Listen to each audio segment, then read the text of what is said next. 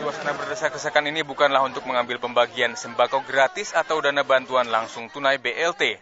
Tetapi ratusan warga ini rela berdesak-desakan hanya untuk melihat fenomena pada seekor hewan yang berhasil ditangkap warga.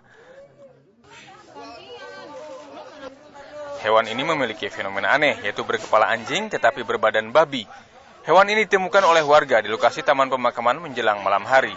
Melihat keanehan pada bentuk fisiknya, Ferry membawa hewan tersebut ke rumahnya dengan niat untuk dirawat.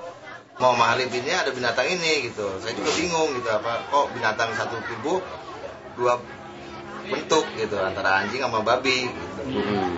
Binatang aneh lah rasanya gitu. Bagi warga, satwa ganjil ini merupakan suatu fenomena alam yang menarik untuk dilihat. Babi ngepet itu ramainya begini. Tapi untuk sementara ya saya belum sampai ke sana lah. Persis memang kepalanya anjing, badannya babi, namun besarannya gak segede babi umumnya ya. Penemuan satwa aneh ini membuat Kampung Mede, Bekasi Jaya, Bekasi Timur, Kota Bekasi mendadak ramai dikunjungi warga yang ingin melihat fenomena tersebut. Belum dapat dipastikan apakah hewan ini peliharaan seseorang yang lepas atau hal lain. Dari Bekasi, Jawa Barat, Afri Soni dan Aditya melaporkan.